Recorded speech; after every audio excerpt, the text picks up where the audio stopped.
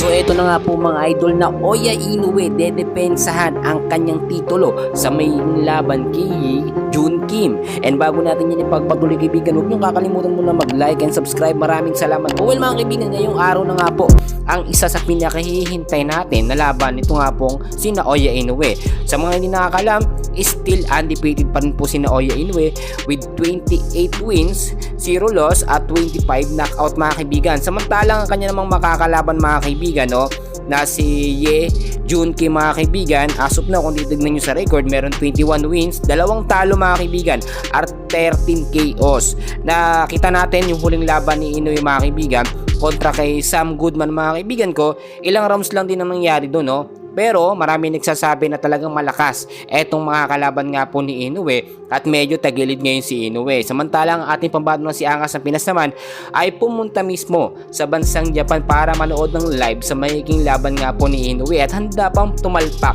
or pumusta ng malaking halaga nga po dito kay Inoue. Nakita naman natin hindi ganong kakalibre ang mga kalaban nga po ni Inoue, which is kung titignan ninyo, kayang tapusin ni Inoue yan sa loob lamang ng 1 hanggang 5 rounds. Pero kung nakatitignan naman natin itong si Kim, no, medyo malakas din na boksingero ito mga kaibigan. Hindi naman mangyayari na meron siyang 21 wins, 13 KOs na hindi siya makakapalag kay Inoue. Ngayon kasi mga kaibigan, magbabase tayo sa training na ginawa nga po ng dalawang boksingero na ito. Si Inoue mga kaibigan ay walang tigil po sa kanyang pag-iensayo.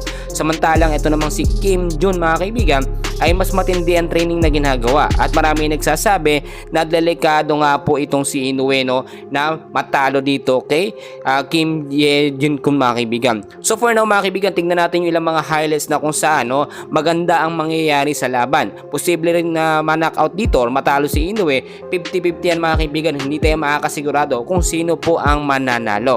Well, tingnan natin lang mga highlights narito mga kaibigan, panoorin po natin. Champion of the world, introducing Naoya Monster Inoue.